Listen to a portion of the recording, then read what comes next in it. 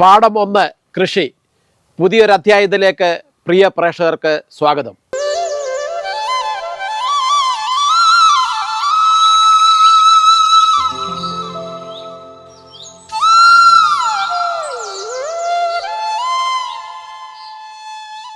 നമ്മുടെ ഇന്നത്തെ അതിഥികൾ വഞ്ചിപ്പാട്ട് ആചാര്യൻ ശശിധരൻ നായർ ചിറ്റെടുത്ത്, ഒപ്പം Elanthoor government arts and science കോളേജിലെ മലയാളം വിഭാഗം മേധാവി പ്രൊഫസർ രാജേഷ് കുമാർ കെ. ഇരുവർക്കും ചർച്ചയിലേക്ക് സ്വാഗതം. ശശിയേട്ടാ, ഈ ആറന്മുള ദേശത്ത് ഈ വഞ്ചിപ്പാട്ട് എന്ന് പറയുന്ന ഈ കലാരൂപം എങ്ങനെയാണ് എത്തപ്പെട്ടത്? ആറന്മുളയും സമീപ പ്രദേശങ്ങളും കാർഷിക ഗ്രാമമായിട്ടാണ് അറിയപ്പെട്ടിരുന്നത്. അപ്പം ഈ പള്ളിയോടത്തിൻ്റെ നിർമ്മാണത്തിലും അതുപോലെ തന്നെ പള്ളിയോടം തുഴഞ്ഞു പോകുന്നതിലും മുഖ്യ പങ്ക് വഹിച്ചിട്ടുള്ളത് കാർഷിക രംഗത്ത് പ്രവർത്തിക്കുന്ന ആളുകളായിരുന്നു. അപ്പോൾ അവരുടെ ഉത്സാഹം കൊണ്ടാണ് സത്യം പറഞ്ഞാൽ ഈ മേലുകര തന്നെ പള്ളിയോടം ഉണ്ടാകാൻ കാരണം 1957 ഇവിടെ ആദ്യമായിട്ട് ഇപ്പോഴത്തെ തലമുറകൾ അറിയപ്പെടുന്ന പള്ളിയോടം നിർമ്മിക്കുന്നത്. അതിനാശയം ഉദിച്ചത് എൻ്റെ അറിവിൽ അന്ന് കരിമ്പ് കൃഷി വ്യാപകമായിട്ടുണ്ടായിരുന്നു. അങ്ങനെ കരിമ്പ് വെട്ടുന്ന സ്ഥലത്തെ യുവാക്കളായിട്ടുള്ള ആളുകൾ സമ്മേളിച്ചാണ് പുതിയ പള്ളിയോടം നിർമ്മിക്കാൻ വേണ്ടിയിട്ട് തയ്യാറായത്. ഇപ്പം ശശിയേട്ടൻ പറഞ്ഞല്ലോ ഈ വള്ളത്തിൻ്റെ ഇവിടുത്തെ തുടക്കവും കാര്യങ്ങളൊക്കെ. അപ്പോൾ ഈ നമ്മുടെ ഈ വഞ്ചിപ്പാട്ടും അല്ലെങ്കിൽ ആറന്മുളയിലെ ഈ ഉത്സവമെല്ലാം ഇത് നമ്മുടെ ഈ കാർഷിക മേഖലയുമായിട്ട് എന്തെങ്കിലും ബന്ധമുണ്ടോ? ആറന്മുള വള്ളംകളിയുടെ ചരിത്രം വഞ്ചിപ്പാട്ടിൻ്റെ ചരിത്രത്തിലൂടെ നമുക്ക് നിർണയിച്ചെടുക്കാനൊക്കെയുള്ളൂ. അപ്പോൾ ആറന്മുള പഴയൊരു ബ്രാഹ്മണ സെറ്റിൽമെൻറ്റാണ് എന്നുള്ളതിൻ്റെ നിരവധി ചരിത്ര തെളിവുകൾ നമുക്ക് കിട്ടുന്നുണ്ട്. ആറന്മുള പരാമർശിക്കപ്പെടുന്ന പഴയ 2 തെളിവുകളെന്ന് പറയുന്നത് 2 കാവ്യ തെളിവുകളാണ്. ഒന്ന് നമ്മാഴ്വാരുടെ തിരുവായ്മൊഴിയും പിന്നീട് തിരുനിഴൽമാലയുമാണ്. തിരുവായ്മൊഴി 9-ാം നൂറ്റാണ്ടിൽ 8-9 നൂറ്റാണ്ടിൽ രചിക്കപ്പെട്ടതാണ്. തിരുനിഴൽമാല 13-ാം നൂറ്റാണ്ടിലും രചിക്കപ്പെട്ടതാണ്. ഈ 2 കാവ്യങ്ങൾ നമ്മാഴ്വാരുടെ പാംസുരങ്ങൾ നോക്കിയാലും തിരുനിഴൽമാല നോക്കിയാലും ആറന്മുളയിലെ കാർഷിക സംസ്കൃതിയെക്കുറിച്ച് അതിൻ്റെ അകത്ത് പരാമർശിക്കപ്പെടുന്നുണ്ട്. ഇവിടുത്തെ കൃഷിയെക്കുറിച്ച് തിരുനിഴൽമാലയിൽ അത് വളരെ വിശദമായിട്ട് നെല്ല്, കരിമ്പ്, അതേപോലെ തന്നെ വാഴ, കമുക് കൃഷികളെക്കുറിച്ച്, കൊടി, ഇതിനെക്കുറിച്ച് കൃത്യമായിട്ട് തന്നെ അതിൻ്റെ അകത്ത് പരാമർശിക്കുന്നുണ്ട്. വഞ്ചിപ്പാട്ടുകൾ പരിശോധിച്ച് നോക്കിയാൽ 2 തരം വഞ്ചിപ്പാട്ടുകളുണ്ട്. ഒന്ന് ഈ നദോന്നത താളത്തിലുള്ള വഞ്ചിപ്പാട്ടുകളും അതേസമയം തന്നെ വള്ളം മുകളിലോട്ട് തുഴഞ്ഞ് കയറി വരുമ്പോൾ വെച്ചുപാട്ട് എന്ന് പറയുന്ന ഒരു രീതിയിലുള്ള പാട്ടുപാടിയുള്ള തുഴച്ചിലുണ്ട്. ഈ വെച്ചുപാട്ട് നമ്മൾ കാകളി വൃത്തത്തിലുള്ള പാട്ടുകളാണ് വെച്ചുപാട്ടായിട്ട് പാടുന്നത്. അപ്പോൾ അതിൻ്റെ ഒരു ചരിത്രം പരിശോധിച്ച് ചെല്ലുമ്പോൾ നമ്മൾ വള്ളോൻ പാട്ടിൽ എത്തിച്ചേരും. ഈ വള്ളോൻ പാട്ട് ആറന്മുളയിൽ തന്നെയുള്ള ആറന്മുളയിലെ ഈ കരകളിൽ തന്നെ ഉള്ള പടയണിയിൽ അതിൻ്റെ പുലവൃത്ത കളിയിൽ പാടുന്നുമുണ്ട്. അപ്പോൾ പാടുന്ന രീതിയിൽ വ്യത്യാസമുണ്ടെങ്കിലും ഇത് രണ്ടും കാകളി വൃത്തത്തിലാണ്. അതിൻ്റെ താളം വ്യത്യാസമാണെന്നേ ഉള്ളൂ. അപ്പം വള്ളോൻ പാട്ട് പരിശോധിച്ച് നോക്കിയാൽ അതിൻ്റെ അകത്ത് കൃഷിയെക്കുറിച്ചാണ് പരാമർശിക്കുന്നത്. കൃഷിയെക്കുറിച്ചും അക്ഷരവിദ്യയെക്കുറിച്ചും ആണ് ഈ പാട്ടിൽ പ്രധാനമായിട്ടും പറയുന്നത്. ഇതെല്ലാം ഈ വള്ളംകളിയുടെയും പടയണിയുടെയും അല്ലെങ്കിൽ ആറന്മുള പ്രദേശത്തിൻ്റെയും പ്രാചീന കാർഷിക സംസ്കാരത്തിലേക്കാണ് വിരൽ ചൂണ്ടുന്നത്. അപ്പോൾ ഈ വള്ളുവൻ പാട്ട് കാർഷികമായിട്ട് ബന്ധപ്പെട്ട് നമ്മുടെ പ്രകൃതിയുമായിട്ട് ഊഷ്മളമായ ബന്ധമുണ്ടെന്ന് സൂചിപ്പിച്ചു. പക്ഷേ അത് ഈ വഞ്ചിപ്പാട്ടിലേക്ക് വന്നപ്പോൾ അതിൻ്റെ തുടക്കം ഇപ്പം ശശിയേട്ടൻ സൂചിപ്പിച്ചു 57-ലാണ് ആദ്യത്തെ വള്ളം പണിഞ്ഞത്. അപ്പോൾ അതിനു മുമ്പേ നമുക്കിവിടെ തിരുവോണത്തോണി ഇതൊക്കെ അതിനു മുമ്പേ ഇല്ലായിരുന്നോ? അപ്പോൾ 1212-ാം നൂറ്റാണ്ടിലാണല്ലോ ഈ തിരുവല്മാലയുടെ രചിക്കപ്പെട്ടത്. അപ്പോൾ ആ സമയത്ത് ഒരു പക്ഷേ നമ്മുടെ കേരളം എന്ന് പറയുന്നത് അന്ന് ഇല്ല. അപ്പോൾ അത് തമിഴ്നാടുമായിട്ട് ബന്ധപ്പെട്ട് ആയിരുന്നല്ലോ ഇത്. അപ്പോൾ അത് തമിഴിലെ ഏത് ലാംഗ്വേജിലാണ് അത് രചിക്കപ്പെട്ടത്? അന്ന് ഈ വള്ളുവൻ പാട്ട് അത് ഏത് ഭാഷയിലായിരുന്നു ഇവിടെ? ശശിയേട്ടൻ നേരത്തെ പറഞ്ഞത് ഈ കരയിലെ 1957 നിർമ്മിച്ച ഒരു പള്ളിയോടത്തെക്കുറിച്ചാണ്. അതിനു മുമ്പേ ഇവിടെ പള്ളിയോടമുണ്ട്. പള്ളിയോടങ്ങൾ ഒരു നിശ്ചിത കാലം കഴിയുമ്പോൾ പുതുക്കി പണിയുകയോ അല്ലെങ്കിൽ അത് തീരെ പഴയതാകുമ്പോൾ പുതിയ വള്ളം പണിയുകയും ചെയ്യും. 1957 വള്ളം പണിയുന്നത് പോലും ഒരു കാർഷിക കൂട്ടായ്മയുടെ ഭാഗമായിട്ടാണെന്നാണ് ശശിചേട്ടൻ പറഞ്ഞത്. തിരുനിറമാല 13-ാം നൂറ്റാണ്ടിലാണ് രചിക്കപ്പെടുന്നത്. അതിൻ്റെ അകത്ത് തിരുവോണത്തോണി വരവിനെക്കുറിച്ചുള്ള പരാമർശം ഉണ്ട് താനും. തിരുവോണ ചെലവ് കണ്ട് എന്നൊരു വരിയുണ്ട്. മാത്രമല്ല അത് സൂക്ഷ്മമായിട്ട് വായിച്ചാൽ അറിയാതെ ചിങ്ങമാസത്തിലെ തിരുവോണ പ്രഭാതത്തിൻ്റെ വർണ്ണനയാണ്. ഇന്നും അതേപോലെ തന്നെയാണ് ആറന്മുളയിൽ തിരുവോണത്തോണി വരുന്നുണ്ട്. ഈ തിരുവോണത്തോണിയോട് ബന്ധിപ്പിച്ചാണ് പള്ളിയോടങ്ങൾ നിർമ്മിക്കപ്പെടുന്നതും പള്ളിയോട സംസ്കൃതി ഉണ്ടാകുന്നതും. അപ്പോൾ ഇതിലും വളരെ വളരെ പ്രസക്തമായി നമ്മൾ കാർഷിക സംസ്കാരത്തെക്കുറിച്ച് പറയുമ്പോൾ അത്യാവശ്യം പറയേണ്ട ഒരു കാര്യമുണ്ട്. ഈ തിരുനിറമാലയിലെ കർമ്മങ്ങൾ ചെയ്യുന്ന ഒരു മലയരാണ്. ഈ മലയരും അതേപോലെയുള്ള അടിസ്ഥാന ജനവിഭാഗങ്ങളെക്കുറിച്ചുള്ള അന്വേഷണമാണ് മലയരേരിലേക്ക് ചെന്നെത്തിയത്.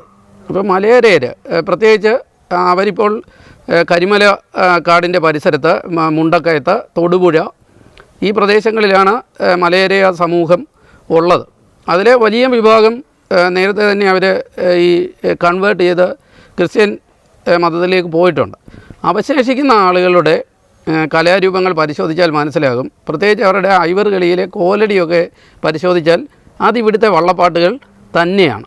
മാത്രമല്ല അവരവിടെ ഇവിടുത്തെ വള്ളംകളിക്കാർ പാടുന്നത് പോലെ, പ്രത്യേകിച്ച് ഞങ്ങൾ കിഴക്കൻ കരക്കാർ പാടുന്നത് പോലെ തന്നെ അയിരൂർ പുതിയകാവിൽ ദേവിയെയും അതേപോലെ തിരുവാറുമുളയപ്പനെയും സ്തുതിക്കുന്നുണ്ട്. അതേ വരികൾ തന്നെ. ബാക്കി വള്ളപ്പാട്ടിനും ഇപ്പം രാമായണം വഞ്ചിപ്പാട്ടിനൊന്നും യാതൊരു വ്യത്യാസവുമില്ല.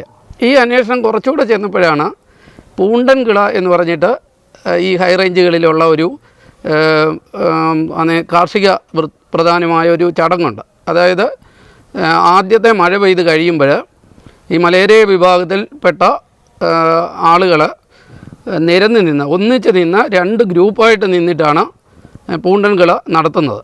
അവരുടെ സ്ത്രീകളും കുട്ടികളും കരയ്ക്കായിട്ട് ഇത് കാണാനും വന്ന് ഇതിനെ പ്രോത്സാഹിപ്പിക്കാനും നിൽക്കും.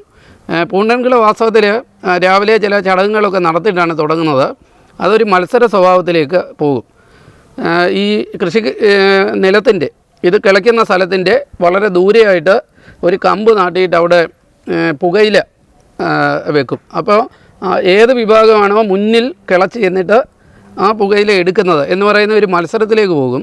ഇതിന് പാടുന്ന പാട്ടുകളും വഞ്ചിപ്പാട്ടുകൾ തന്നെയാണ്. മാത്രമല്ല ഇപ്പോൾ ഒരു പാട്ട് നോക്കിയപ്പോഴാണ് ആറന്മുള വള്ളംകളിക്കിടയിൽ ഈ കുത്തുപാട്ടുകൾ പാടും. ഏതാണ്ട് ഇതുപോലെ തന്നെയാണ്. ഒന്ന് കരയ്ക്ക് നടക്കുന്നു, ഒന്ന് വെള്ളത്തിൽ നടക്കുന്നതേ ഉള്ളൂ. ഇവിടെ ഈ വള്ളങ്ങൾ കൂട്ടുവള്ളം കളിച്ച് വരുമ്പോൾ സൈഡുകളിൽ ഇതുപോലെ തന്നെ സ്ത്രീകളും കുട്ടികളും നിന്ന് ഇതിനെ പ്രോത്സാഹിപ്പിക്കുന്നുണ്ട്. മാത്രമല്ല 2 കരക്കാർ തമ്മിൽ കുത്തുപാട്ട് പാടുകയും ചെയ്യുന്നുണ്ട്. ഈ പാട്ടുകൾ രണ്ടും സെയിമാണ്. മലയര് പാടി ആ പാട്ടുണ്ടല്ലോ, ഈ പുകയില അത് കിളയ്ക്കുമ്പോൾ പുകയില വെച്ചിട്ട് അത് ആദ്യം അച്ചീവ് ചെയ്യുന്നത്. അപ്പോൾ ആ പാട്ടൊന്ന് നമുക്കൊന്ന് അല്ല, ആ പാട്ടിൻ്റെ പ്രത്യേകത ഇതാണ്. ആ പാട്ടുകളുടെ അകത്ത് കൃഷി വരുന്നില്ല. മാത്രമല്ല അത് ഞാൻ പറയാം, അത് കുത്തുപാട്ടുകളാണ്. ഈ കുത്തുപാട്ട് വരുന്നത് എങ്ങനെയാണെന്ന് ചോദിച്ചാൽ അങ്ങോട്ടും ഇങ്ങോട്ടും വാശി കൂട്ടാൻ വേണ്ടി എതിർ വിഭാഗത്തെ കളിയാക്കിക്കൊണ്ടുള്ള പാട്ടാണ്. പക്ഷേ അത് രാമായണം കഥ പറയുന്നതിൻ്റെ ഇടയിൽ തന്നെയാണ്. ഇപ്പം രാവണൻ സീതയെ മോഷ്ടിച്ചുകൊണ്ട് വരുമ്പോൾ ജടായു തടയുന്നു. അപ്പം ജടായുവും രാവണനും തമ്മിലുള്ള തർക്കം, അവർ തമ്മിലുള്ള ഈ വാദപ്രതിവാദമാണ് കുത്തുപാട്ടായിട്ട് മാറുന്നത്. അപ്പോൾ അതിലെ പലതും അസഭ്യ ഇതിലേക്കൊക്കെ പോകും. ഇപ്പം നമ്മൾ ഇവിടെ തന്നെ ആ പാട്ടുകൾ പാടാറുണ്ട്. ഇപ്പം പാടാറില്ല. ഇപ്പം വർഷങ്ങളായിട്ട് ആറന്മുളയിലെ വള്ളംകളിയിലെ പ്രത്യേകിച്ച് 1970കളിൽ മത്സര വള്ളംകളിയൊക്കെ വന്നതിന് ശേഷം അത്തരം പാട്ടുകൾ പാടാറില്ല. എന്നാലും അപൂർവമായിട്ട് വള്ളക്കാർക്ക് ദേഷ്യമൊക്കെ വന്നു കഴിഞ്ഞാൽ അവർ പാടാറുണ്ട്. അത് എന്തിനേറെ പറയുന്നു തന്തയില്ല മക്കളോട് എന്ന് പറയുന്നത് ഇതിൻ്റെ ഇടയിൽ പാടുന്ന ഒരു പാട്ടാണ്. അപ്പോൾ അതിൻ്റെ ചില ഖണ്ഡങ്ങളെ ഇപ്പോൾ ഇവിടെ ഉള്ളവർക്ക് ഓർമ്മയുള്ളൂ. പക്ഷേ അത് മലയരേറുടെ ഈ പൂണ്ടൻകിള പരിശോധിക്കുമ്പോൾ അതിൻ്റെ മൊത്തം വരികൾ കിട്ടും. വാസ്തവത്തിൽ അത് അതിന് അപകടമില്ലാത്തത്, അല്ലെങ്കിൽ ഇത് നേരിട്ട് അങ്ങനെ പറയുന്നതല്ല, ജടായു രാവണനോട് പറയുന്നതാണ്. ഇതിനെയാണ് ഇത് പാടുമ്പോൾ അങ്ങോട്ടും ഇങ്ങോട്ടും ഉള്ള ഒരു തർക്കമായിട്ട് മാറുന്നു. ഞാൻ പറഞ്ഞ എന്താണെന്ന് ചോദിച്ചാൽ അത് അവിടെ കാർഷിക വൃത്തിയുമായിട്ട് ബന്ധിപ്പിച്ച് വന്നതാണ്. ഒരു കാലത്ത് ഇവിടെയും ഇത് നടന്നിരിക്കാം. കാരണം ആറന്മുളയും ഈ പ്രദേശവും ആകെ മാറിപ്പോയല്ലോ. നമുക്കറിയാം, ഇവിടെ വന്നപ്പോഴേക്കും കാർഷിക മേഖല തകർന്നിട്ടുണ്ട്.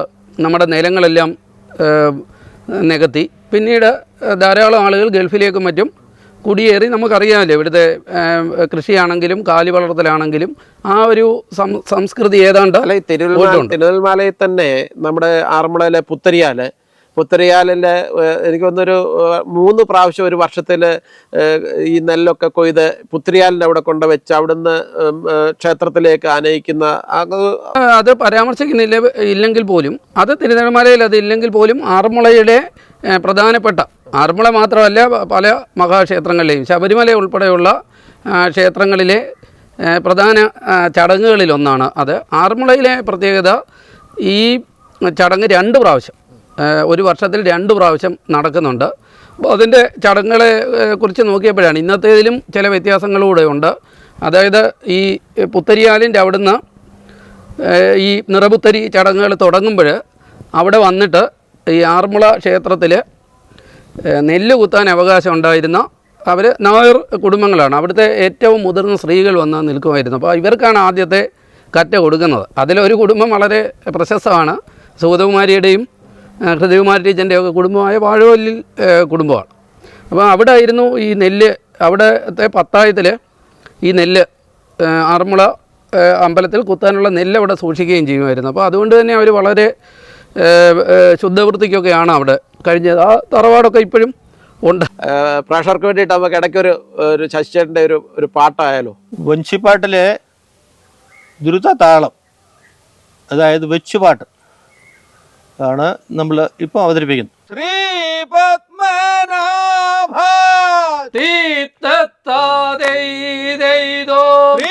പത്മനാഭ മുകുന്ദ മുരാന്തക ശ്രീ പത്മനാഭ മുകുന്ദ മുരാന്തക ശ്രീ പത്മനാഭ മുകുന്ദ മുരാന്തക അയ്യയ്യ തേ തേ തീ തൈതോ നാരായണ നിന്മൈ തൈതോ നാരായണ നിന്മൈ കാണുമാറാകണം നാരായണ നിന്മൈ കാണുമാറാകണം നാരായണ നിന്മൈ കാണുമാറാകണം അയ്യയ്യ തേ തീ തൈതോ പച്ചക്കല്ലാത്ത തീ തൈതോ പച്ചക്കല്ലാത്ത തിരുമേനിയും നിന്റെ പച്ചക്കല്ലാത്ത തിരുമേനിയും നിന്റെ പച്ചക്കല്ലാത്ത തിരുമേനിയും നിന്റെ അയ്യയ്യ തേ തീ തൈതോ പീച്ചക്കളികളെ തൈതോ പീച്ചക്കളികളും കാണുമാറാകണം പീച്ചക്കളികളും കാണുമാറാകണം പീച്ചക്കളികളും കാണുമാറാകണം അയ്യയ്യ തേ തീ തൈതോ